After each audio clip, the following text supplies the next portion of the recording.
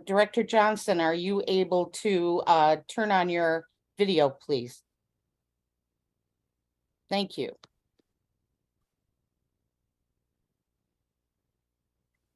Hello, everyone. Thank you for your patience this morning as we get started, and thank you for attending this virtual news conference. In this news conference, we will outline new charges of discrimination that will be filed by the Michigan Department of Civil Rights against the Grand Rapids Police Department. I am Vicki Levengood. I'm the Communications Director for the Department of Civil Rights. I'd like to introduce the two people who will be speaking here today. Director Johnson is the Executive Director of the Michigan Department of Civil Rights, and Marcelina Trevino, who serves as MDCR's Director of Enforcement. Director Johnson will open with details of the charges that we are filing this morning. During the news conference, all attendees will be muted.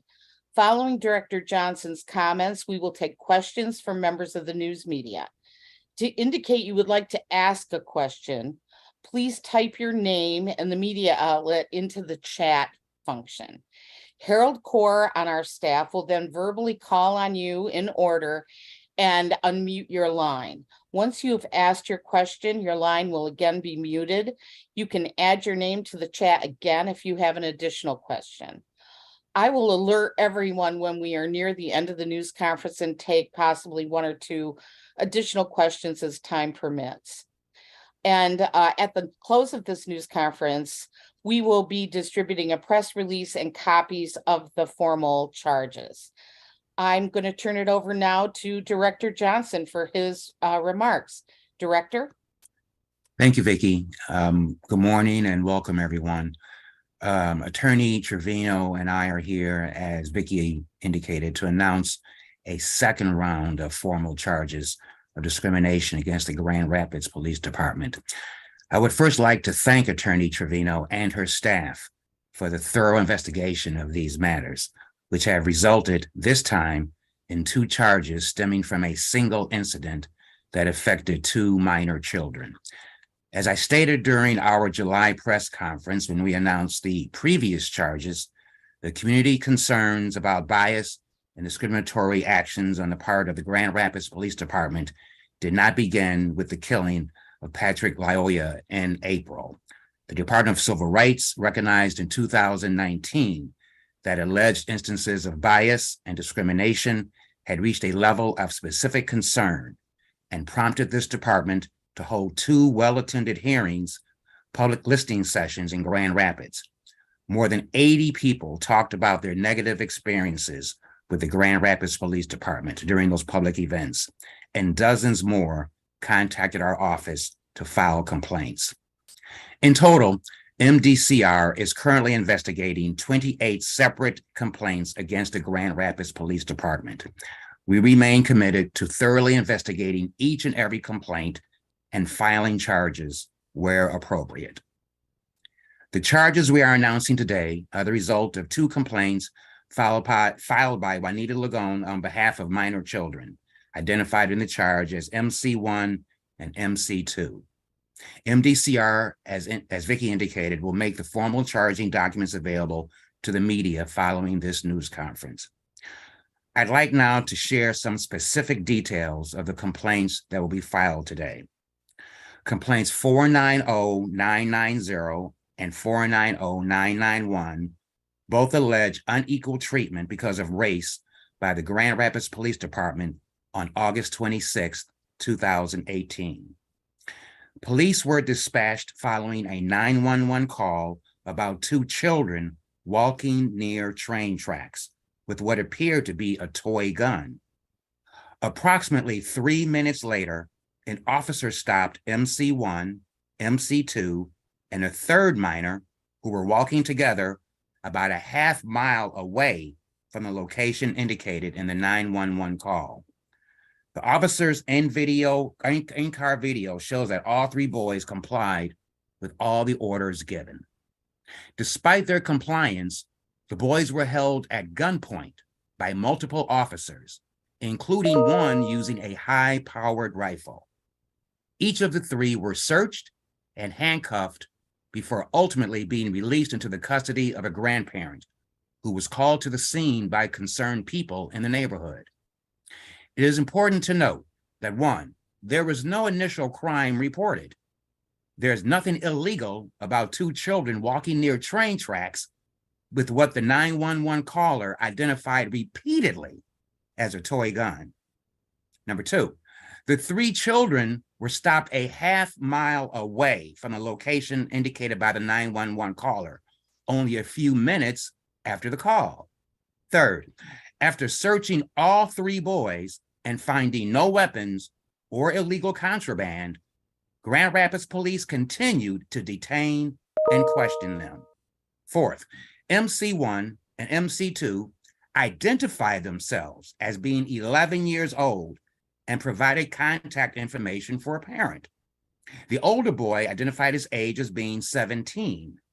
Despite this, the Grand Rapids Police Department detained and questioned the three boys for around 20 minutes without contacting a parent or a guardian. Finally, the Grand Rapids Police Department was unable to show evidence of any white children who were similarly held at gunpoint, handcuffed, searched, placed in a squad car, and questioned in response to a 911 call and no allegation of a crime. The Grand Rapids Police Department provided no evidence that they treat individuals of another race the same in similar circumstances. So, what are the next steps? An administrative law judge will hold a proceeding to consider all the evidence and make a recommendation on whether the evidence shows discrimination occurred and what penalty should be levied in response. The Michigan Civil Rights Commission will then conduct their own hearing to consider those recommendations and make a final determination, which could include ordering corrective action and or ordering monetary damages if they agree with the determination that discrimination did occur. And now we'll take a few questions now. I'll turn this back over to Vicki. As she indicated, if you would like to ask a question, please indicate so in the chat and include your name and your organization. Thank you.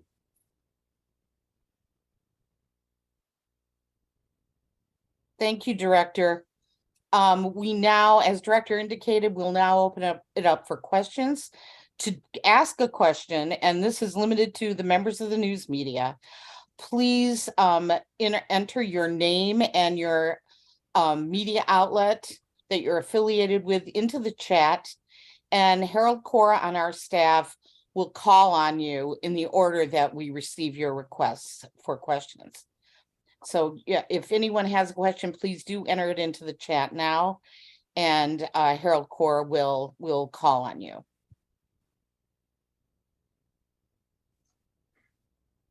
This is Harold Core. We have a question from Katie Foodie from the Associated Press.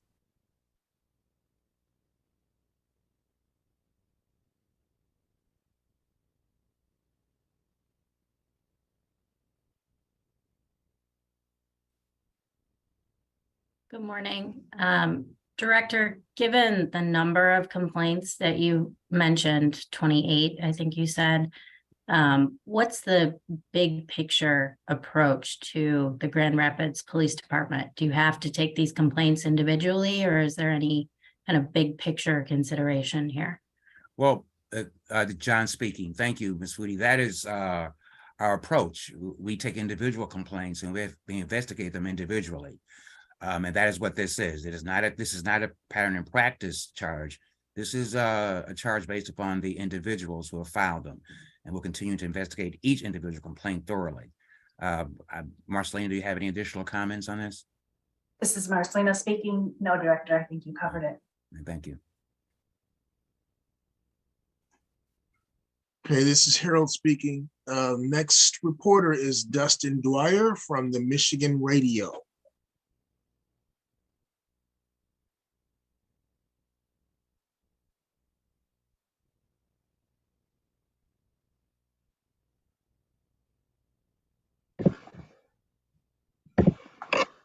Hello.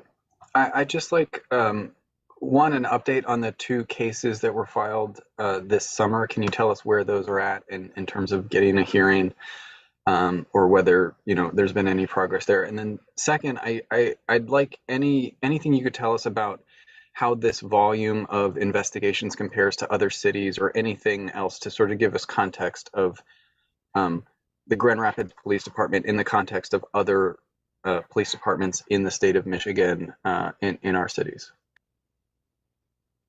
This is Marcelina speaking. Thank you for the questions. First, regarding the 2 previous charges that were filed, those are still in front of an ALJ, and we are still going through pre-hearing situations, motions, and things, but they are ongoing.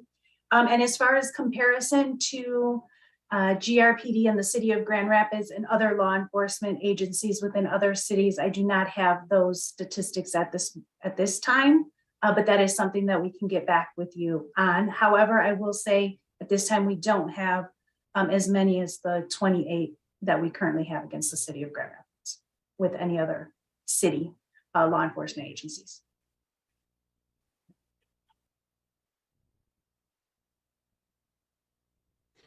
Okay, had a question from Michael Krantz from Grand Rapids Press, but he said Dustin answered it.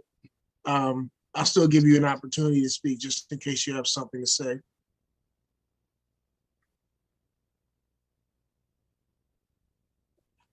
Yeah, I guess, I know there were those hearings yesterday. What were the outcomes of those? And when can we potentially expect to see, the hearing on those 2 cases come back to court, I guess? So the motions, this is Marcelina speaking. So the motions that the ALJ heard, he did not make a determination or recommendation yesterday. And so we're hoping that we have an answer recommendation from him after the new year. And then I could not give a timeline on when hearing dates will be set. It really depends on the ALJ and if any additional motions will be filed. Marcelina, can you please clarify what ALJ is? Everyone isn't used to hearing that acronym typically in their daily work. Sure, this is Marcelina speaking. I apologize for that. An ALJ, administrative law judge.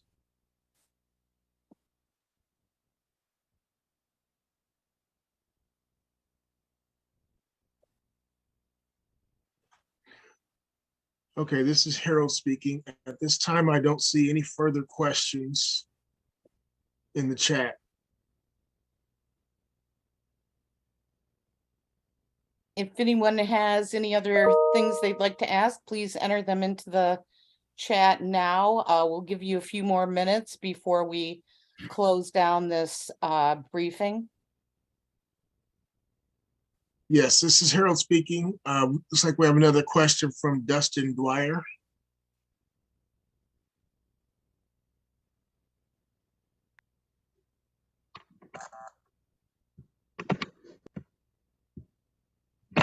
Hi, sorry, I wasn't sure I needed to unmute for this, but just to make sure we understand this, the 28 investigations you're speaking of, that includes the 4 that have been filed as complaints, or is it 28 plus 4 total that we should be talking about here? This is Marcelina. The 28 open investigations include the 4 that have been filed because they have not come to a final determination.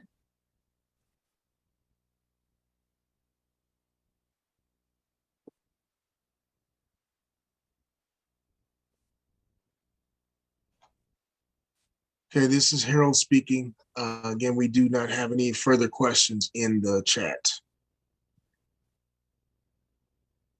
Okay, we'll give you a couple more minutes while I give you my contact information. Again, I'm Vicki Levengood, Communications Director for the Michigan Department of Civil Rights.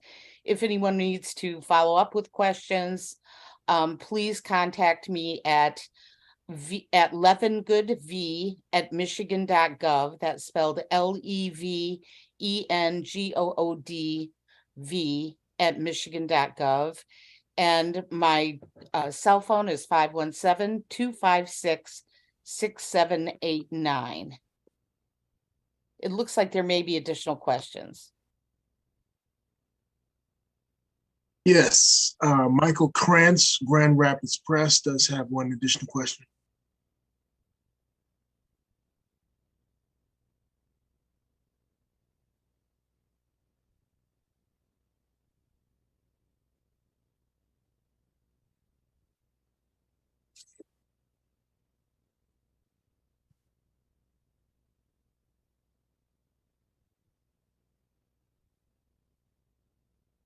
Michael Krantz, you are able to speak now. I have you under, your mute has been removed.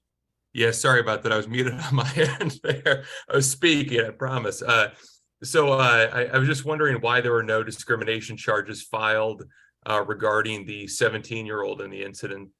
And then further, and you might have already said this, but could you please detail the races of the three children involved in this incident? This is Marcelina speaking. Thank you, Michael. As far as the 17-year-old minor, we do not know. We take the complaints that are filed with our department. There was not a complaint filed by the 17-year-old or on behalf of the 17-year-old in this matter. And then your second question, all three minors are African American.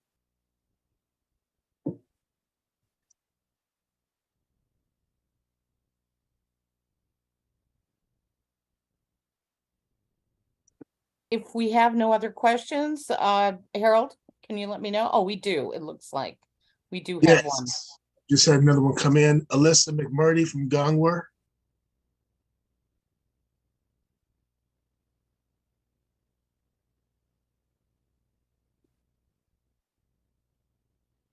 Hi, can you hear me? Yes. Okay, perfect. I had a question about the toy gun in the incident.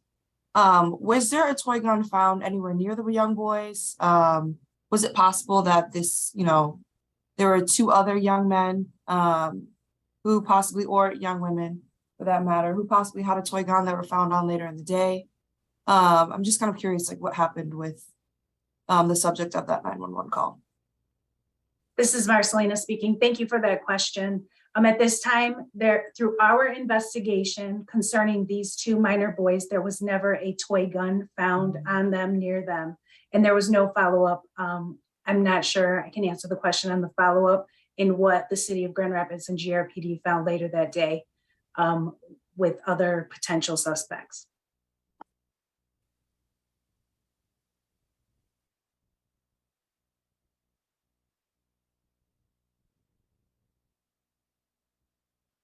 Harold, are we finished with questions then at this point? Yes, as of this time, there are no further questions. Terrific. Thank you all for joining us here today. Again, please contact me, Vicki Levengood, at levengoodv@michigan.gov or 517-256-6789 if you have follow-up questions. We will be issuing a press release with the formal charges as soon as those are filed.